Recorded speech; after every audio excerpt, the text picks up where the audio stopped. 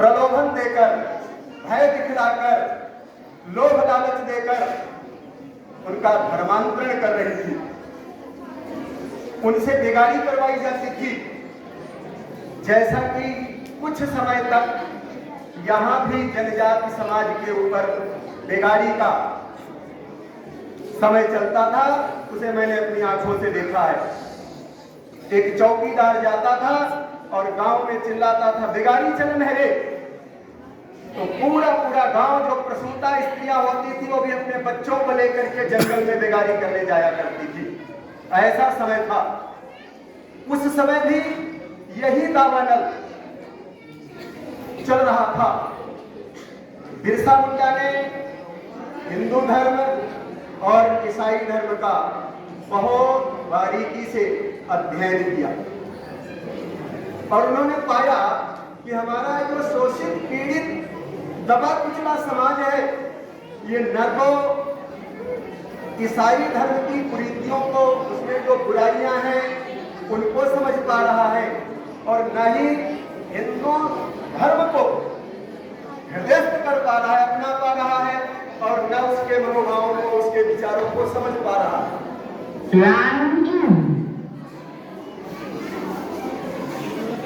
ऐसी स्थिति में बिरसा मुंडा ने अपने जनजातीय समाज को 3 प्रकार से जागृत किया, संगठित किया। एक, आर्थिक रूप से, सामाजिक रूप से और राजनीतिक रूप से। सामाजिक रूप की बात करें तो उस समय झाड़ फूंक, अंधविश्वास, अनेक प्रकार की बुराइयां समाज में, इसको बंद कर दो यार।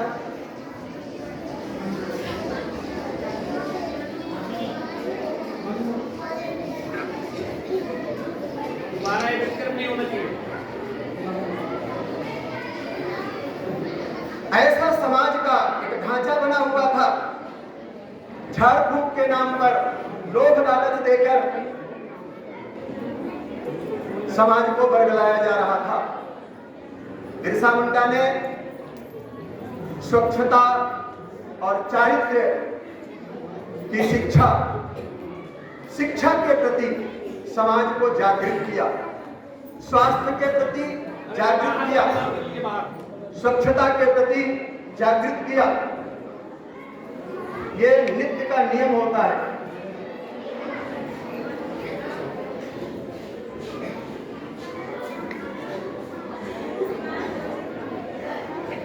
बड़ी कठिनाई आती है। जागरूकता आई, स्वच्छता आई, तो जो झाड़ फूंक करके समाज का शोषण, अन्याय प्रकार से अपने समाज को संगठित करके, संगठन का महत्व समझा करके बिरसा मुंडा ने अपने पूरे समाज में एक क्रांति, एक जागरण उत्पन्न किया। दूसरा, आर्थिक रूप में यह जो बेगारी प्रथा थी, उनसे बेगारी कराई जाती थी, कोड़े पड़ते थे, बदले में उनको कोई पारिश्रमिक नहीं दिया जाता था, जबरदस्ती कहीं नील की खेती, कहीं अन्याय, और वो सब इंग्लैंड चला जाया करता था। बिरसा मुंडा ने आर्थिक रूप से अपने समाज को जागृत किया, उनको बताया। जब सामाजिक रूप में और आर्थिक रूप में समाज जागृत हुआ, एक क्रांति आ गई, तो उस स्थिति में फिर तीसरा था जो राजनीतिक। बिरसा मुंडा के कारण जो चिंगारी सुलगी, तो राजनीतिक हक के लिए आग बन गई, ज्वाला बन करके प्रचंड हो गई, और वह जनजाति समाज धनुष बाण लेकर अंग्रेजों की सेना के सामने उठ खड़ा हुआ। अंग्रेजों के नाक में दम कर दिया पूरा तंत्र। तो जो जमींदार, जागीरदार और हुकूमतदार थे, उन सब में एक भय व्याप्त हो गया। उसके मूल में जब अंग्रेजों के पैर उखड़ने लगे, अनेक लड़ाइयां लड़ी और उसको जीत लिया। उनके तीर के सामने अंग्रेजों का कोई बस नहीं चलता था। वहां के परिवेश से, परितंत्र से वह जनजातीय समाज भली भांति परिचित था और उनको धूल दूषित कर देता। एक तो नहीं, अनेक लड़ाइयों में पराजित होने के बाद फिर बिरसा मुंडा ने सोचा कि हमारे समाज में जो अंधविश्वास है कि ये ईसाई मिशनरी आते हैं, हमको क्रॉस पहना देते हैं, झाड़ फूक कर देते हैं, हम चंगा हो जाते हैं, ठीक हो जाते हैं। इसके लिए उसने जंगल का रास्ता अपनाया और जंगल में रह करके फिर उसने प्रचार किया कि ईश्वर ने मुझे दर्शन दिया है और मुझे यह सिद्धि दी है।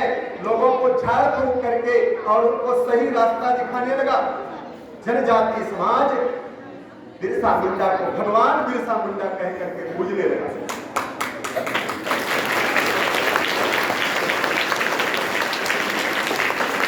बिरसा मुंडा ने अपने पूरे जनजातीय समाज को यज्ञोपवीत पहनाया। हम उस एक ईश्वर की संतानें हैं, हमें यज्ञोपवीत धारण करने का अधिकार है, तिलक लगाने का अधिकार है। भगवान राम हमारे पूज्य है, हमारे आराध्य, हमारे वंदनीय है।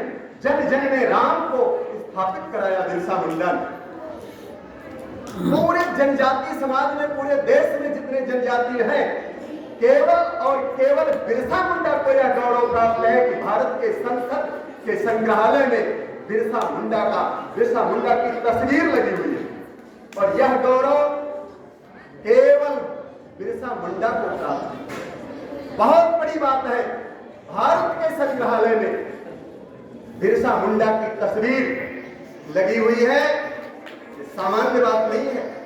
यह इसी से हम समझ सकते हैं कि बिरसा मुंडा क्या था, कौन था, क्या उसका प्रभाव था।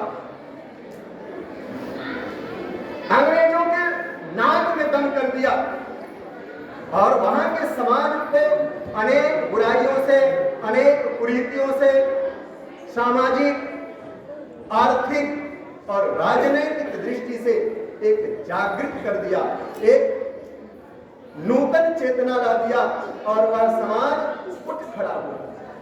आखिर में पूरी ब्रिटिश हुकूमत उस महामानव के पीछे पड़ गई और अंत में उसे बंदी बनाया गया, तो कारागार में रखा गया और उसे मीठा जहर देकर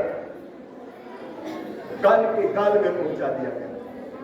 बिना किसी कोर्ट में प्रस्तुत किए, बिना कुछ किए, जहर में ही, जेल के अंदर ही इसे जहर दे दिया गया और 1900 में जून के महीने में एक क्रांति का दूत, एक महामानव सदा सदा के लिए भारत मां की गोद में अपने जीवन पुष्प को अर्पित कर दिया। जीवन पुष्प चढ़ा चरणों में, मांगे मातृभूमि से यह वर, तेरा वैभव अमर रहे मां, हम दिन चार रहे हैं। ऐसे बिरसा मुंडा को आज उसकी पावन जयंती है।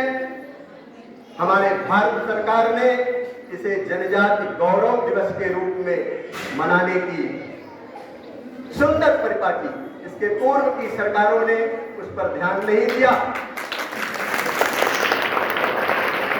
निश्चित रूप से केवल जनजाति के लिए नहीं, हम सब के लिए गौरव का विषय है, हम सब के लिए गौरव का क्षण है।